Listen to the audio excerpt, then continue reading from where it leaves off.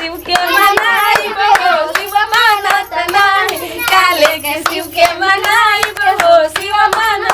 जग जग महादेव मैया भवानी गावा भूला जा तो रुकाओ गाते गाते ना जी भूला के नहीं मैंने सोचने की कनी हेने आ जाए मन बुझा के मच्छर काटता सन हमरा के का माने वो से बड़ा सीखनी है ना फिर दूसर सीखा में दूसर गावा याद पारत नहीं सी गुरु के ध्यान ना नहीं आवेला नाचे वाला अब नाचे वाला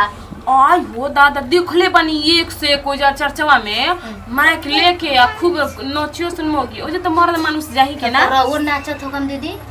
अन्ना हमरा लाज लागेला हो हमरा नाची ना ना हां तब तरह वो नाचले भले तू रहबू त नाच दे हमरा नाचे वाला हां मां तो 10 हाथे नाचे एक तो सही मोट भगवान हमरा के बाद ऐसे थुलु थुलु कर चले गावा हो गावा तने शिवजी के माथावा पर बड़े बड़े जटावा शिवजी के माथावा पर बड़े बड़े जटावा शिव गुरु तनी दया करी शिव गुरु आँख खोलल करे शिव पदाया बरसावल करे शिव गुरु आँख खोलल करे शिष्या पदाया बरसावल करे शिवजी के माथावा पर बड़े बड़े जटावा शिवजी के माथावा पर बड़े बड़े जटावा शिव गुरु तनी दया करी शिव गुरु आँख खोलल करी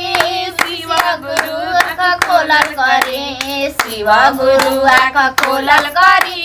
शिव गुरु तनी दया करी बड़ा भूलवाई ना जी गीतियों में काट देना हेने सुनो गुजाई ना रवा नया फैशन में सीख लगल तब भूला अच्छा गावो गावो अच्छा हम गई गो हां गई ई तो सब कोई गावेला हां ए अरे होई वाला हो केवन होला अरे देखो भुला तने काले के शिव के मनाई बहो शिव मानत नाही काले के शिव के मनाई बहो शिव मानत नाही तन की डांस कर तब हम गए तन की नाच दो मना नाचे तन की से हिल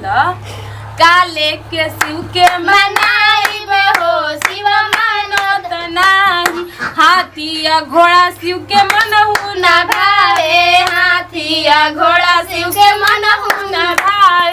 बसहा बैल कहाँ पाई बहो शिव मानत नाही बसहा बैल कहाँ पाई बहो शिव मानत नाही काले के शिव के मनाई बहो शिव मानत नाही काले के शिव के मना पूड़ी कचौड़ी शिव के मनहु ना भावे पूड़ी कचौड़ी शिव के मनहु ना भावे भंगिया धतुरा कहाँ पाई बहो शिव मानत नाही भंगिया धतुरा कहाँ पाई बहो शिव मानत नाही काले के शिव